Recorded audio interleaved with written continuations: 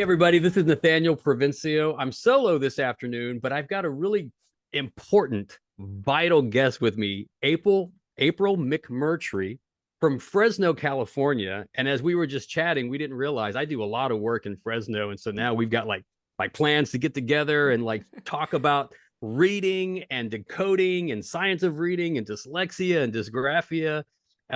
April, what a treat it is to have you on this podcast. Thank you for being so generous with your time and sharing your passion and your energy and your love about reading with us. So thank you very much. We really appreciate that. Let me express publicly my appreciation and gratitude to you. You're the Mm. one that is putting you and your partner putting this podcast together of your just dedicating your time and your energy and your talents to educating the public on these things that are so important. So you have my deep appreciation and respect. Thank you. So I got to tell you, I probably spend more time on social media than I should. Mhm. And I'm on my Instagram feed or if I'm on my Facebook feed and you just come up and I'm going to do my April impression for you. It's just like, hi, everybody. I'm April, and I'm going to teach you about VCV words today and how to do syllabication. And you're so calm and mesmerizing. I'm like locked in. I'm like, oh my gosh, like I can learn so I'm probably spending more time on your learning platform than a lot of them. And I was like, I got to get April on the show. And then now we've Well, got a Fresno connection. So I'm yeah, so honored that you would stop and watch my video. So thank you. oh, yeah, absolutely. And then like as a dad, like I'm trying to like do these kind of like tricks and things and like these little inventories, informal inventories with my daughter.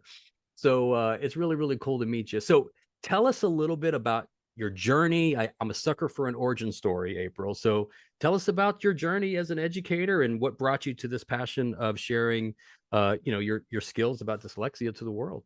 Sure. I remember in high school having to choose for real this time, Mm, not just kind of think about what you're going to do for the rest of your life, right? But it was time to sign up for your classes in college and what am I going to do? And just remember how clear it was.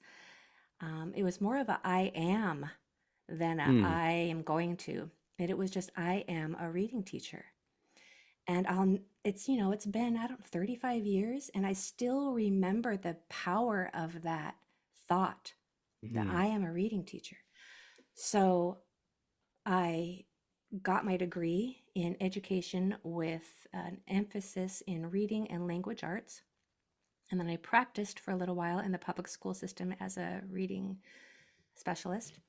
mm, And then when my children were born, I came home for a while, but I continued to practice as a reading tutor on the side. But then I wanted to get additional education. And so I wasn't quite sure what I wanted to specialize in. I knew mm, I had to do something with education. I was mhm, passionate about it, but I wasn't quite sure. So I went and interviewed a few people at the college in the special education department, some professors, just to get some more input and information to base my decision off of. mhm, And after I was done with those interviews, I didn't really, nothing really was clicking. I was looking into special education, maybe getting a master's in that or in mhm, administration. I wasn't quite sure. But after I was done with those interviews, I was just randomly talking to somebody who said the word dyslexia. mm, And that same passion came again that is it. That is what I want to study. Um, and after I became certified as a dyslexia specialist and then as a dyslexia testing specialist, then I had those same feelings that a lot of my parents feel after I have mm, screened their child and told them that they have dyslexia. They feel, oh, I wish I would have known this sooner. mm, I wish I would have done this earlier. And for me, it was I had all of those kids in my grasp in the reading support classroom that I taught in, and I had no idea what dyslexia was. mhm, I had gone through 4 to 5 years of education as a reading specialist, but was not taught about dyslexia. mm, I had to get that additional education and certification to begin that specialized instruction. mm, So at that point, I I started my own business and I practiced as a dyslexia specialist for several years, about a decade probably. Mm, And then after having so many kids, hundreds of students of all ages in and out of my office over that decade, I had become quite familiar with dyslexia, how they mhm, learn, what they need, and what they need to succeed, what works and what mm, doesn't work. And after having so much experience with that and having seen what doesn't work and the kinds of things that do work, mm. that along with my research on my own, I decided to create my own curriculum. It's awesome. It was petrifying. Mm, I remember telling my husband, who do I think I am? The right. reading has been done for millennia. The How, audacity. Right. Yeah. right? Right. Exactly. Right. The Right. audacity. Um, but then I just had some things. I found some things in my research that were never talked about. I never learned, but they worked so well. Mm, Um, and it wasn't so my husband was like, you can do this. yeah. If people do it, you can do it. Hmm. Um, but I still quite wasn't quite sure. It wasn't until Mm, I went on YouTube. I had the thought that I should look and see what adults out there have on YouTube for a free resource if they mm. struggle with reading or spelling, because I knew that there are a lot of adults out there who read at a third Oh, grade sure. level or below. Yeah. And I have this date on my calendar of the day that I saw those videos. And I'm not a crier, Nathaniel, Mm, but mm, I just found myself with tears mm, rolling down my face on what they had as a resource. mm, What they had either treated them like they were a toddler, mm. or it was just really incorrect and inaccurate information that would just perpetuate the problem. Wow. And at that point, I knew I had to do something. I couldn't just be shy and just say, who am I to, Yeah. create this reading program? I knew that I couldn't not do Mm, anything after having seen what I saw, having the experience and the knowledge that I have. yeah. I figured, just throw caution to the wind. I'm doing it. Wow. So that was the start of the Learn Reading program. I developed the curriculum for specifically for people with dyslexia of all ages. So the Hmm. program itself is designed for the older struggling learner, so it doesn't Mm, insult their intelligence. There's no hmm. pictures on there. They're reading multisyllable words as soon as lesson 2, Wow. and it approaches the reading rules or patterns in frequency order so that they can read in the real world exceptionally quick. Mm, Um, and then since then, it's been about 5 years now. Um, I've, as I have been kind of fine tuning the program and adding a few things here and there, I've seen kind of like sifting flour when you're baking mm, bread. I've seen what is sticking and what is working in the program itself. And do you know what hmm. it is? What's that? It's the adults. I can imagine. It's the adults. I probably talk to 25, 50 per day that Wow. are messaging me, and sometimes 100, sometimes more, that are messaging me and saying, can I please take your class? Can you help me? You would not believe how many adults out there. You literally probably wouldn't believe it, how many adults are I struggling I with wouldn't reading and believe spelling. it's because it's something it's so embarrassing. Yeah. And I think that there's I don't know, like I it's interesting as an adult, like I think about how many letters I've written, you know.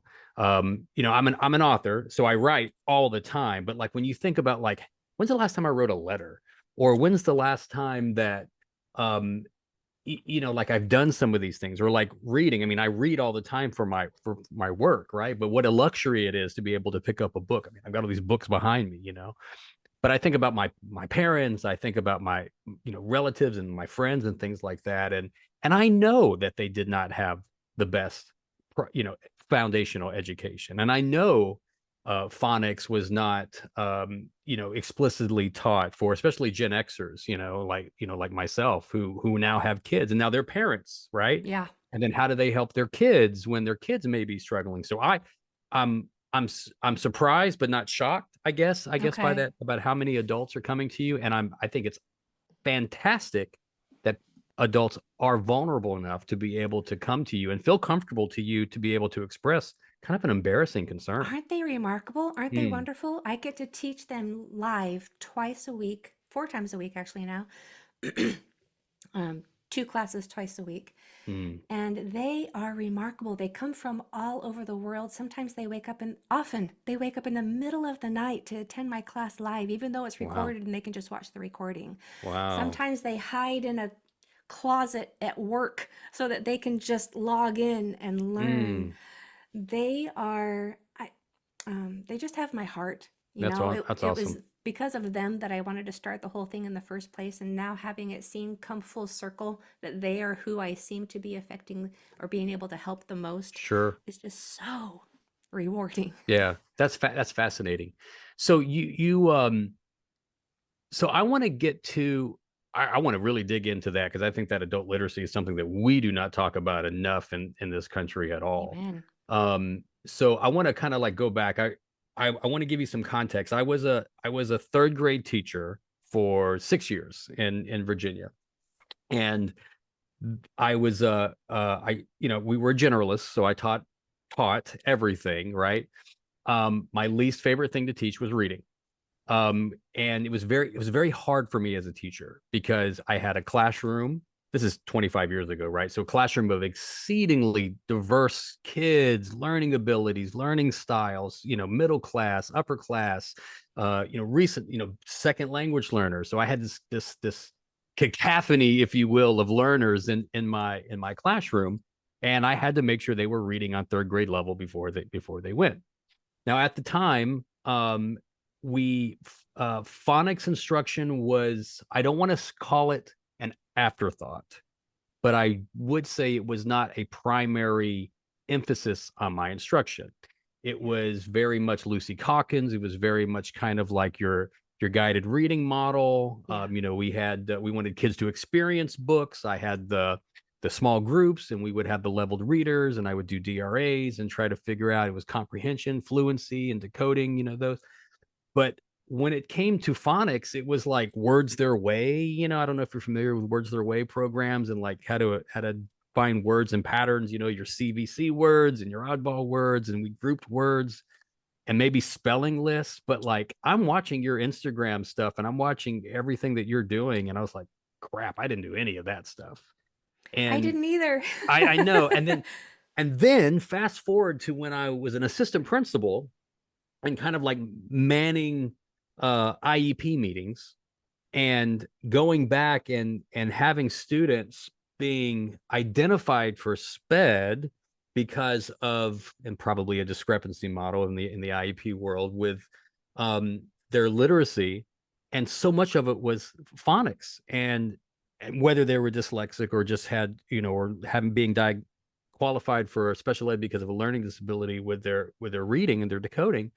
But then I'm like, I know we didn't teach decoding like we should have. So are these students actually dyslexic? Are they actually struggling with phonics and decoding, or is it because we did not teach them well? Good And question. I always struggled with that, like morally as an administrator.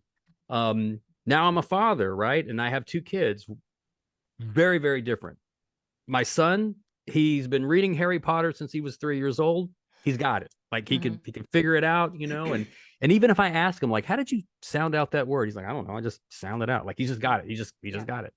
My daughter, God bless her, the most creative, energetic spirit you'll ever meet. She, is just like, I just love her energy, but she's not a reader. Hmm. Um, she during COVID, she was virtually learning when she was in second grade. So much of that primary instruction that you get as a second grader, she didn't get.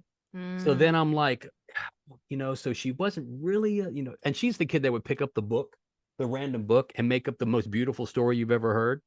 But Mm. it it's Has not the nothing to do story. with the words It has on the nothing to do page. with the Yeah. book, right? So then, now she's in middle school, and it's like I know she's on her phone a hell of a lot more than she's reading books, and I'm kind of like thinking like, is it dyslexia? Is it not? So anyway, so that's kind of like where I'm coming from with all this. So I just love to know your thoughts before we kind of dip into like science of reading and some of these other reading wars and things, and what your perspective is on that. Well, I am in the same boat as you. There were a Mm, lot of things that I didn't teach when I had a classroom full of students that were coming to see me as a reading specialist, and I had no idea mm, how to help them. I mean, I thought I did at the time, but now looking back, I didn't. yeah, We do the best we can with the knowledge that we have at the time, sure. right? But if students are not taught how to approach a word as a sum of its parts, if they are taught a whole word language versus that each grapheme has its own job, Mm, what's going on inside of the word, if they're not taught how to dissect a word, then if they have dyslexia, it is going to be a guessing game for the rest of their life. If they yeah. don't have dyslexia, they might still be able to pick it up like your son did Mm, automatically. But yeah. if they do, it's going to those words are going to continue to not make any sense at all. Yeah, yeah. So dyslexia, is the word thrown out too much? So like, and is there, and this might be a tricky question, is it an overdiagnosis? Is it underdiagnosed? Um, is it a catch-all for just because I'm struggling with reading, does it mean I'm dyslexic or have dysgraphia? So I'm curious with that. Like you know what I mean? Especially like, I don't want to say that it's a bad thing to have. I think it's a good thing to have a zeitgeist of like, making sure that we're really, really talking about instruction and good quality reading instruction. But I'm curious what your thoughts are. Is it an overdiagnosis or is it underdiagnosed? So, What a great question. Let me just address all of those. So yeah. is it overdiagnosed? I don't think so. Mm, Is it underdiagnosed? 100%. wow. Is it talked about and thrown out as a catch-all term? Yeah, probably, Mm, because it is so highly suspected and so underdiagnosed. People just wow. say, I must be dyslexic. And yeah, they're Mm, probably right, but since they're underdiagnosed, they don't know for sure. So it's this right. catch-all term that Mm, probably applies to them. wow. So that's part of the reason why I just gave a TEDx talk a couple weeks ago, and I know you have too, is to spread awareness because people are symptom aware, but they're not Mm, problem aware. symptom aware, but not problem aware. I like that. Yes. So on my website alone, I just throw the word dyslexia in there Mm, among a bunch of other symptoms mm, that because parents will probably not know that their child has dyslexia or themselves if because it's so highly inheritable. mm, So I put in there it's for struggling readers or dyslexic readers or all of the other symptoms that mm, they are experiencing because they probably don't know that they have mm. dyslexia. It's probably one of the most, unfortunately, underdiagnosed conditions out there because it is so Wow. common. And it can help people so much if they just knew that that is what is causing their academic difficulties.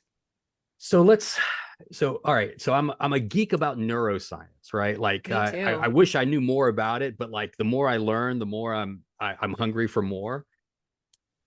What's going on with our brain? Like in a child's brain, like what's going on? Like when it comes to looking at these words, because like from what I understand from an anthropologic perspective, right?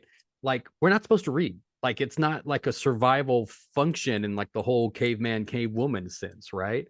And then we develop language, and then like we use these abstract symbols to convey this language that we're using. And then like was the brain caught up for this type of work? So from a neuroscience perspective, anthropologic, I'm very fascinated by what's going on with our human brains, why it's so challenging to be for some of us to be able to like read like this. I'm still learning myself and I find it fascinating too. But what I have learned so far is that the two hemispheres of the brain of a dyslexic learner are the same Mm, size, whereas if you do not have dyslexia, the right hemisphere is slightly smaller than the left Get out. hemisphere. Really? So just like physical size Physical of brain. science. Yeah, Gee they whiz, I didn't Harvard realize. has a brain bank from what I understand, and they have Yeah. these dyslexic brains in jars and they can see these visual and physical differences. Hmm. So dyslexics actually have 10% more brain mass on the right, which accounts for all of those talents and strengths that they have that are exceptionally Hmm. more than, Yeah. than the rest of us. The Olympics Hmm. is full of dyslexics and politicians and leaders and CEOs and artists. Hmm. Hollywood full of dyslexic Hmm. individuals. But also the nerve pathways go to different parts of the brain when they read and spell until they are taught in a way that makes sense, that transfers that information into the right part of their brain so that um, those connections have meaning. So dyslexics need to learn the meaning behind the word. Hmm. They don't learn by memorization, right? Hmm. They want to know why is cat spelled with a C and kitten spelled with a K when they both start with K? Yeah. As soon as you teach them that, they'll know it for the rest of their life and they'll spell every word with a K in it correctly from that point on. They just Hmm. have to have reading changed into a math problem with a formula and an Wow. equation that has a definite answer. That's why individuals are waking up in the middle of the night to come to my class because it's Hmm. finally making sense. It's like, why didn't somebody just teach me this, decades ago? Wow.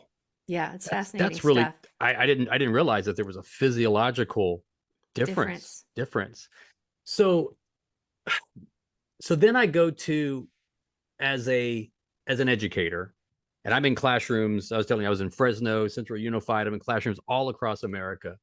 And over the last 2 years, maybe 2 or 3 years, big movements to science of reading instruction for kids, which I think is great. Um, Here's my challenge with that, and I want to pick your brain about this too.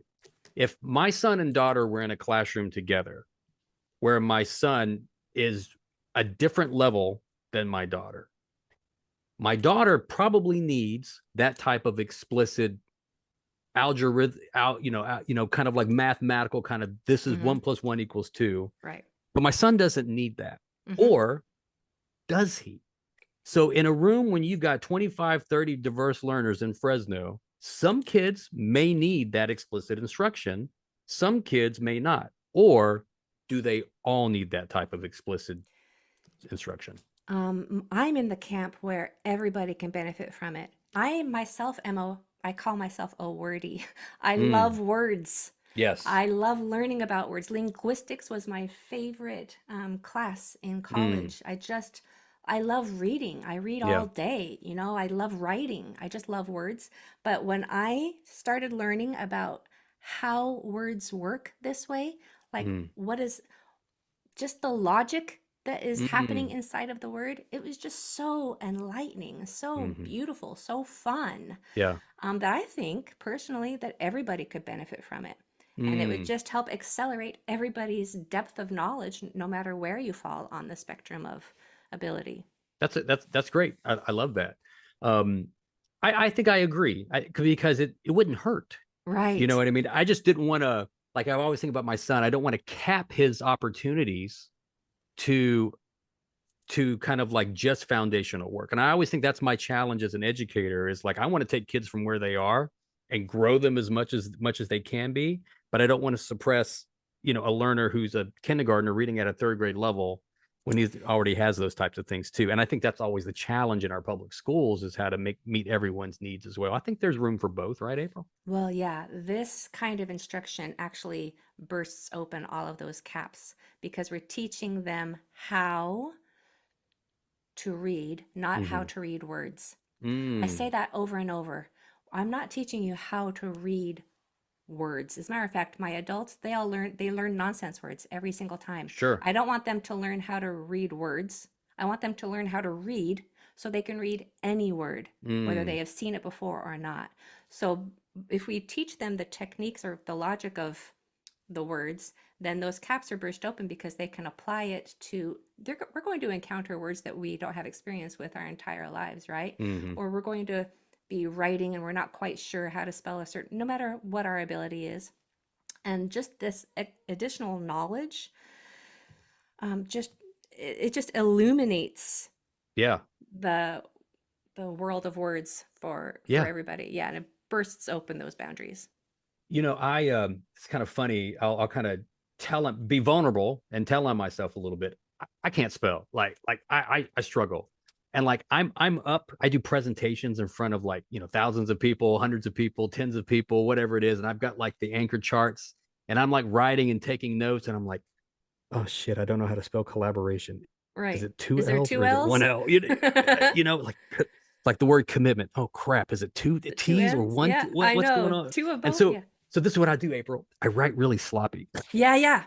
You are not alone. That So is I'm a like, technique. if I just write really sloppy and quick, maybe no one will get it. I totally just outed myself.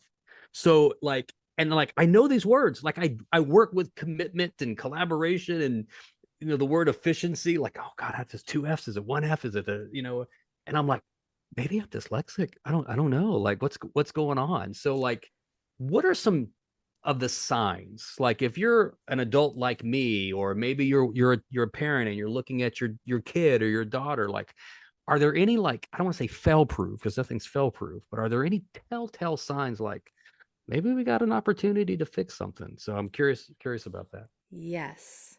And you are not the only one who does that. That is a technique. If you struggle with reading, a common technique is to blame it on your glasses. Oh. If you struggle with writing, a common technique is to have sloppy handwriting. Mm, The number one red flag for dyslexia is being able to read a word but not spell it. mm, Trouble with spelling is basically the number one red flag. There is also almost always going to be a genetic link. yeah. So somebody in the close family will also have struggles with processing language. Hmm. And then there's all the the reason behind the trouble with spelling, which is the real red flag, but people Sure. aren't really aware of this. The reason why spelling is a challenge is because of a lack of phonemic awareness. So being aware of those tiny little units of sound within a word. If you are not able to correctly isolate and count how many sounds are in the word elephant, if you Hmm. can't isolate each one of, if L is one sound to you, It if won't you sound don't to know me. if it's if you don't know if it's eh and ol for instance, then you're not going to be able to attach a letter to a sound that you're not hearing. Wow. So the reason people have trouble with spelling is because they're not hearing the individual sounds to be able to attach a letter to those sounds to spell the So word elephant. correctly. I was going through my head. I'm like, oh crap, is it four or is it seven? Now, if I say four, is it because I'm not hearing the sounds, or was it because I wasn't taught to appropriately dissect that word? Well, try it. Try to count how many sounds are. I mean, if you're Okay, on live elephant. television. I'm on like, yeah, elephant. L L uh uh. I got six. Okay, so what just happened right there is when you said L, your tongue came between your teeth at the It end of did. that S sound. Yeah. And you Right. paused right there, which means that there wasn't a clean and clear break. Same with the fun. Your tongue Mm-hmm. started to go up to the top of your mouth after that little schwa sound, which Mm. is common. I'm not saying that you're dyslexic, but and I shouldn't have even said but because I haven't assessed you. I don't know. That's all But right. this is a common thing that dyslexics have a challenge with is those clean breaks between each sound. There's seven sounds in elephant. Hmm. So if someone, let's just say, I'm not this, I'm not dyslexic. I'm just, and you were to, even though I've never had any training or explicit teaching in that, I could have pulled out seven sounds. Uh-huh. Wow. That's interesting. See, as an educator, that's where my brain is. Is it because I wasn't, because I know I wasn't taught explicit phonics instruction like that. But is it because I wasn't, is it a nature or nurture? Right. I guess Right, that's where I'm right. going from. That one is mostly um, nature. It's Wow. that lack of phonemic awareness that wasn't developed in a dyslexic child when they were 2 or 3 years old. That is a Mm, natural thing that occurs in a toddler without dyslexia. If you have it, it has to be taught. mm. So even if let's just say, God bless my parents, they did the best they could, but they weren't reading books to me as a kid. Like I just wasn't. I mean, it was just go outside and play and get dirty and play in the ravine and hope you weren't kidnapped. I mean, that's how I grew up in the 80s, right? But like my mom, dad, they weren't sitting down with me and reading Curious George books. They weren't sitting down with me every night to read that. Like I think my mom had some like Harlequin novels that she was reading, but other than that, like it just wasn't. It just we just now. If I were in that environment and I was inundated with text and inundated with language, once again, the nature versus nurture. So if I was in a nurturing literacy environment, would that have counteracted Nope. some of those physiological differences? Nope. Wow, really? So even though they didn't read to you, you are not really that much worse off because of it. Wow. If they had just immersed you in text, you would have not been that much better off. You have to That is interesting. just because the brain works, you have to be taught explicitly how to hear those sounds, what the rules of language are to know how to spell those sounds. Wow, that's really cool. I really appreciate you helping me out with that. That was a great conversation. It was very yeah. Now I'm learning about myself.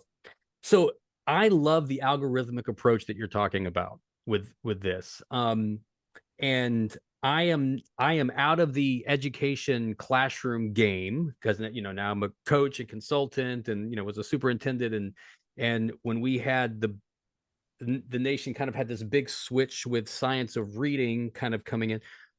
That's where a lot of our classrooms are going right now. Are you familiar with like science of reading Thank resources and goodness these they are. things? Yes, Yeah. absolutely. Let's just talk a little bit about that because I do, so many of our listeners are in the public schools and education hemisphere. Let's talk a little bit about science of reading.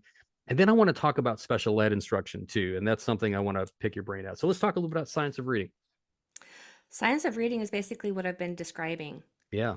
It's taking apart the word and teaching them why a word is spelled the way it is. Mm. Um, there's a lot of different components. There's the phonetic component. There is breaking apart a word for its meanings. Figuring out what the prefix Hmm. does to change the meaning of the word, or the suffix does to change the meaning of the word. But basically, it's being able. It's like dissecting a frog, but you're Yeah. dissecting a word. So that's the science part. You're just Mm. um, figuring out the recipe that went Yeah. into that word. Yeah. Yeah. Yeah. I love the when I'm there and I'm watching, kids, engaged in this, it's a very different aspect way to teach reading than once again than I taught, where it was more affective. It was more like let's find a good fit book and doing those things. And I know that when some of the big debates were coming out. I mean, there were some conflicts because Yeah. people are used to teaching things. People don't like change, Right. and I get those type of things. And I'm very excited to see how the results continue to manifest from that type of work. So that's really cool. Um, Um, yeah, go ahead. I do want to say that I believe that there can be a marriage somewhat Sure. between all of the techniques that have worked. There's bits and pieces. I'm not a hater on Yeah, any system sure. because there are some things that work for a lot of kids. Hmm. And same with science of reading. I believe that you take the good out of everything, and if you can marry that and then couple it with the learner and make it kind of an individualized experience, then Yeah. that's when you're going to get the best success. I'm glad that you said that, April, even where someone is, whose life's work is this. He, just to give you some insight, here's the challenge though. And I'll give you some kind of like behind the scenes work with what I see is that teachers often don't feel the autonomy to be able to make that marriage happen. And True. they feel like Locked with in. yeah, locked in the curriculum cops that are going to like arrest them or whatever if they quote unquote deviate That's true. from the curriculum. And so then it almost sometimes feels like a teacher, almost like their professional skill set atrophies Yeah. and is abdicated to a curriculum. Yeah. And I think a well-skilled, well-informed teacher with a well-informed, skilled team can collaborate together, collaboration 2Ls, collaborate together to be able to make those types of decisions on behalf of their students, because who knows the students better than the teachers, which we would hope. And so I'm glad that you see that opportunity. Once again, if my kids were twins, my daughter would not need the same thing that my Mm-hmm. son would do. He would Right. need to be exposed to that. Right. Um, She'd need a little more milk, and he'd need a little more meat in those recipes. Yeah. Absolutely. So I'm glad that you said that. So changing gears a little bit, I love your, I don't know, tips, tricks, hacks, so that you like, that always draws me in. And here's something I got to admit, and I got to apologize for the probably 500 kids that I taught as a teacher. God bless you out there, third grade, Montclair, Virginia. When I taught you had to break words into syllables. I said, you got to clap it out, baby. Let's clap it out.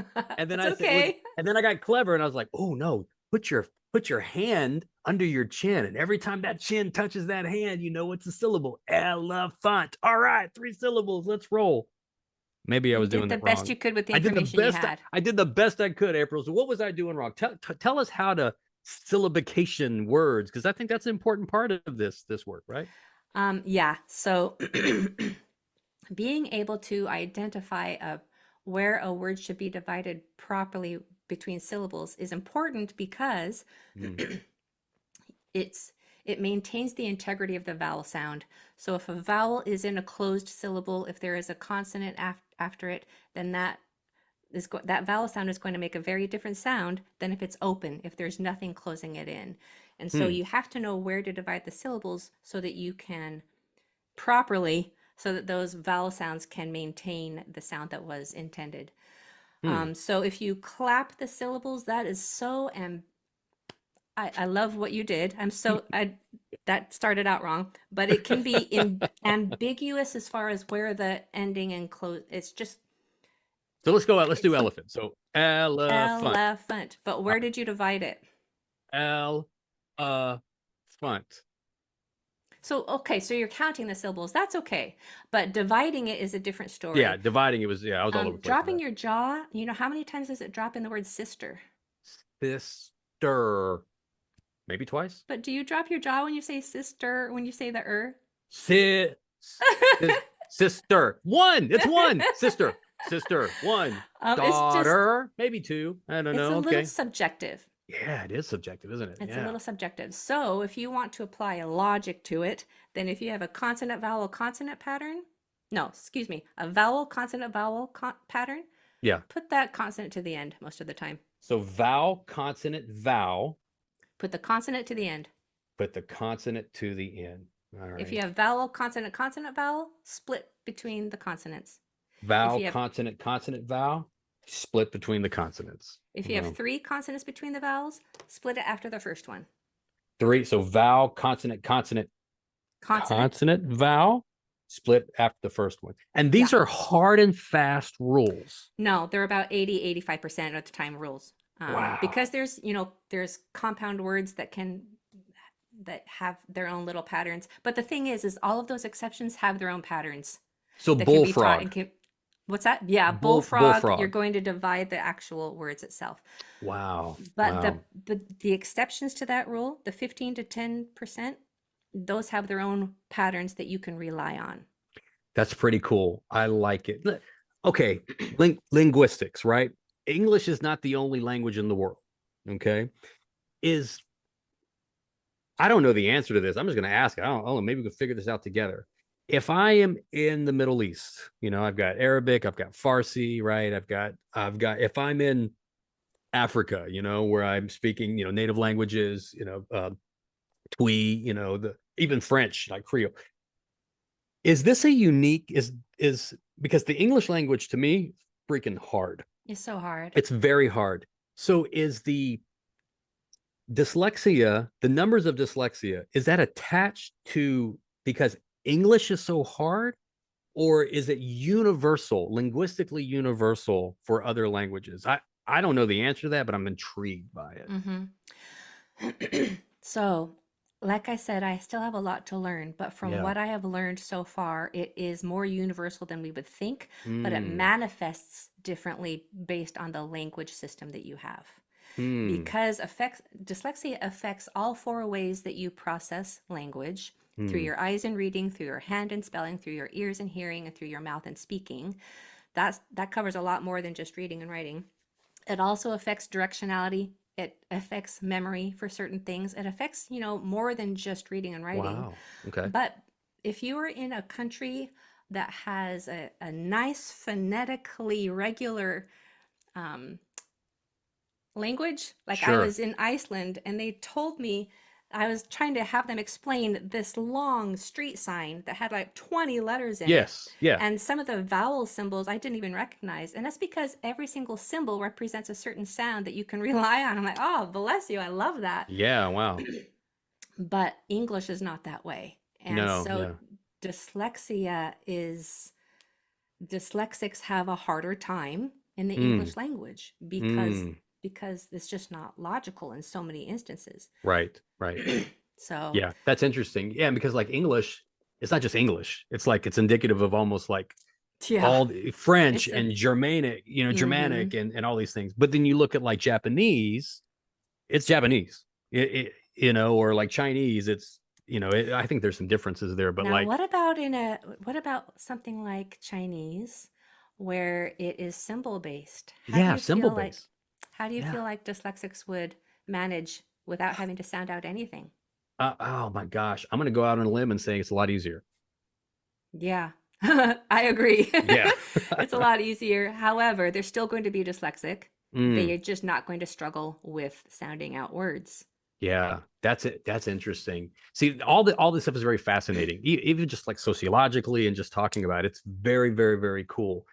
You talked about some other red flags or some telltale signs. I remember watching something on your Instagram post about pencil grip, and Mm. would never make a connection between a struggling reader and pencil grip. And I remember I had this one beautiful child in my classroom. I mean, God bless her, she held her pencil like this. That Mm-hmm. was weird. Actually, it was kind of like this. It was interesting. I was like, what is she doing? I mean, she was Yeah. gifted learner, but I was like, that's the most unique hand thing. And every Yeah. time I try to get it, I'd put a rubber band around her hand and try to do this thing and try to help her out. And she was like, nope, I ain't doing it. I'm doing Really? this. Brilliant, brilliant kid. And I remember watching one of your videos about hand grip, and I was like, oh, I wonder if that's something. So is that another telltale sign? Of dysgraphia, Dysgraphia. which can be a companion to dyslexia. It's not uncommon to have both together. Yeah, sure. Not so much for dyslexia, but if you'll Mm, remember when I told you that dyslexics have the same brain mass in both hemispheres, yeah. there is um, a higher number of left-handed individuals within the dyslexic population than in general. Wow. Is that Why is right? that? As a lefty, Well, why if is you that? have more brain on the left, then that Yeah. operates your right side. Yeah. And Right. so Oh, most of yeah. us Okay. have our right side is dominant. If you Hmm. have both, there isn't a dominant side and you can pick and choose. Hmm. Interesting. Interesting. Yeah, that's fascinating. So but that pencil grip for dysgraphia, and So yeah, dysgraphia is more writing, right? yeah, I so guess. dysgraphia is the physical act of handwriting, and they have that odd pencil grip Yeah. because they're using gross motor skills. So that thumb is going to be what's operating the pencil. So that child that Hmm. you were trying to correct, Yeah. instead of doing a typical tripod grip where those fingers are flexible and Hmm. there's not a lot of pressure, those are fine motor skills. If Hmm. you are struggling with dysgraphia, then those gross motor skills have to take over, and that's what's called a crossed thumb grip. So there's lots of different Yeah. Yeah. kinds, but that thumb is doing most of the work, crossing it over into those gross motor skills. Hmm. In your experience, if I'm getting individualized, if my child is getting individualized support through an IEP because of dyslexia, because of diagnosed dyslexia, what do you want to hope happens in that special education class that maybe isn't happening? Um, they are getting the type of instruction that is specific for a dyslexic learner's needs, Mm-hmm. which is not which is more uncommon than common in a special Mm. education classroom. Mm. um, and this is improving Mm-hmm. state by state, so that's good. But Mm-hmm. I believe it's still more uncommon than common that they are getting research-based best practices for an individual with dyslexia. Mm-hmm. So if they are, I don't know how political you want to get. Ah, yeah, you say whatever you want to say. Yeah. um, I let me see. How do I want to say this? If a dyslexic learner is going to the special education classroom and receiving more of the same, just slower and Mm. louder, Mm. then they are going to perform in the same way. More of the Mm. same is going to produce the same results. Mm. So I would hope that that special education classroom has something designed specifically for dyslexia, not necessarily specific learning disability, Mm. specifically for dyslexia as the specific learning disability. It's very good. Yeah. That's very good. And I see this a lot of copy and paste Yeah. in IEPs. I'm just telling you, you know what I mean? I'm sure not your school, whoever's listening out there is doing that, but I have seen schools Yeah. copy and paste because, and oftentimes our parents aren't armed with the information that they need to be able to make an informed decision about what's going on in an IEP. So it's just sign here, whatever's happening with that. Well, And that always breaks my heart. yeah, but not only that, but I honestly believe until I am proven otherwise, Mm, that educators have the students' best interest in mind and that yep. they are doing the best that they can with the knowledge that they have. I just don't feel like dyslexia and the instruction that is specific for dyslexics needs is getting trickled down to the in the education system. As a Mm, dyslexia and reading as a reading specialist who graduated with a degree in reading, I had not one word mentioned on the subject. Granted, that was mm, 3 decades ago over that, but I am hoping that this information that too little of us know becomes soon standard in the mm, school system. And we won't have mm, to just say, what does a special education classroom need for a dyslexic individual? It will be normalized. mm. That word will be able to be mentioned in reports, not just a generic term with generic phonological processing issues or um, Yes. visual processing. It's all dyslexia. It's all Just dyslexia. call it what it is, give Yeah. them what they need, give the schools the money they need to provide those research-based best practices and the training that the teachers will need. It's all very expensive, which is probably why it is Sure. taking a long time. Real quick, you mentioned Finland. Did you go to Finland, Iceland? Iceland. Iceland. Did you spend any time in their public schools or in their schools No, it or was only a week. yeah, I mean that's still pretty cool. I wonder if I don't know the answer to this. If other countries teach as a tier one kind of approach, specific attacking, those types of rules to their language as we're trying to do in America. I wonder if there is a specific if that is how kind of like almost the quo in Right, other right. countries as America schools are kind of having I this wouldn't conversation. I wouldn't be surprised. I don't know the answer to that either, but I have a feeling that Iceland probably does just because every single symbol has a sound, which is Yeah. exactly what we want to teach. Um, and I just wish that I didn't hear so often that if only somebody would have taught me this when I Mm, was young, mm-hmm, then mm-hmm. my whole life would have been different. Wow, So I'm that's so grateful fascinating. that you're raising this question so that Yeah, people can hear it and hopefully will accelerate the progress of this information getting that's the disseminated to. goal. Yeah. So tell us a little bit as we wrap up, April, about your wonderful resource, your wonderful curriculum that you've so hard put together. And like, if someone's interested in following you or learning more about you, or there's an adult out there who wants to be in contact, or maybe there's a school system or school district that wants to like, look through your stuff, like where do we find you? Talk to us a little bit about that. So learnreading.com is the website and on there I cater to 4 different kinds of audiences. There's the curriculum that I developed, the Learn Reading curriculum that is specific for parents to use at home with their kids. Mm, And then there's the adult class that I teach live personally. And then there's also information for tutor licenses who want to be a licensed learn reading tutor. We have them on our website as well as schools who want to use their site licenses for schools. And then there's the dyslexic aspect where I can provide professional assessments, or there's the book that I wrote for people called Is It Dyslexia, for people who want to do that at home screening and get a pretty good idea as of if their child does or does not fit the dyslexia profile, or for adults. Yeah. Outstanding. That is so good. Well, April, you're doing great work, and it's an honor to have you. I just find you're a celebrity to me. So being able to see your work and have an opportunity to chat with you and kind of answer my crazy questions and kind of bring this work to life is just really outstanding. And that's why we do what we do on the community.